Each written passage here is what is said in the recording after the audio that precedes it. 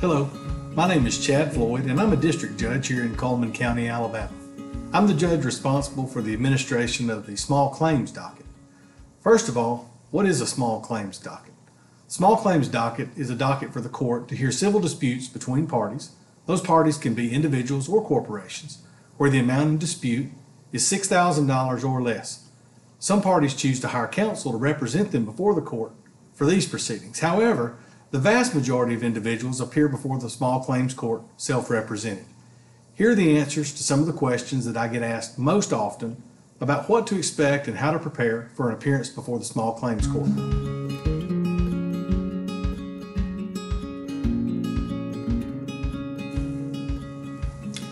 If you receive a summons for small claims court, where do you appear? You'll come to the second floor of the Cullman County Courthouse, specifically to room 214. A couple of weeks before your scheduled appearance in court, you'll receive a paper notice in the mail from the circuit clerk's office. That notice is going to provide you with the above referenced location for your appearance. Additionally, it will provide you with the time for your appearance. If the notice says that your court appearance is at 10 a.m., try and arrive approximately 10 minutes early at 9:50 a.m. It's important to be on time for your court appearance.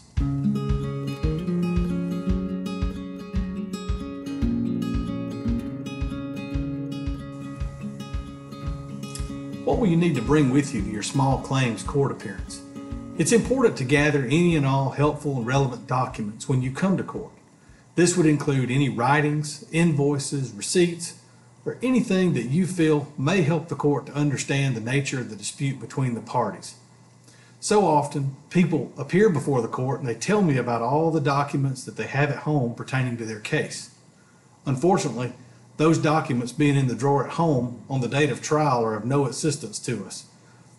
On the day that you come to court, that's the day that you bring those documents along with you. Remember, this is your day in court.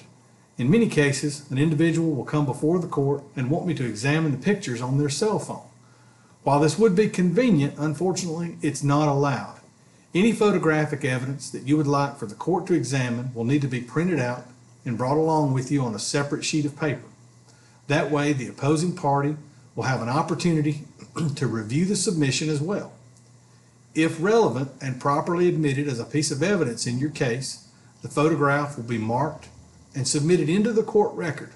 The same rule would apply to any documentary evidence that you'd like for the court to examine. Please bring copies of those items in order that they may be marked and made a part of the court record.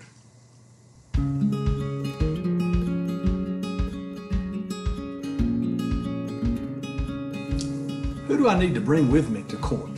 If you're of the age of majority, please bring only yourself and any witnesses that you intend to call at a trial in your case. If you have any witnesses who can provide relevant testimony to your dispute, feel free to bring them along with you to court. Please do not bring along any individuals simply for moral support. Written statements from witnesses will not be allowed on the date of your trial. The opposing party has a constitutional right to cross-examine any witnesses that you offer. Therefore, those witnesses will need to be present at your trial in person.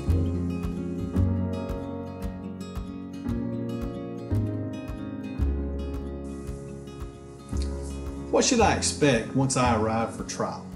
Once you arrive in the courtroom, you and any witnesses that you bring along with you will need to have a seat in the gallery. Once I take the bench, I'll call through the docket to determine who all is in attendance. After I've called through the docket, I will begin to call the cases up one at a time. I'll ask if you've had an opportunity to speak with the opposing party about a mutually agreeable resolution. You may be surprised at how many cases settle on the date of trial simply because the parties took a couple of moments to speak with each other about the dispute. If an agreement is made between the parties can relay to the court the terms of their agreement, and I can reduce the same to a court order. Should no agreement be made between the parties, the court will then begin taking sworn testimony in the case. The plaintiff is the individual or corporation bringing the lawsuit. Because they bear the burden of proof in the case, they will have the opportunity to be heard first. The defendant, the individual or corporation being sued, will go second. Anyone offering testimony in the case, either a party or a witness, will be subject to cross-examination. Once the testimony in the case has concluded, generally I will take the case under advisement. What that means is that I will review the notes that I've taken during the course of the testimony, as well as any evidence that was submitted into the court record, and issue a ruling thereafter. That ruling is generally issued within 2 days of my hearing the case. Once I issue my ruling, the clerk will mail out a copy of that ruling to all parties. I hope that this video on small claims court has been helpful to you all, and I look forward to seeing you all very soon.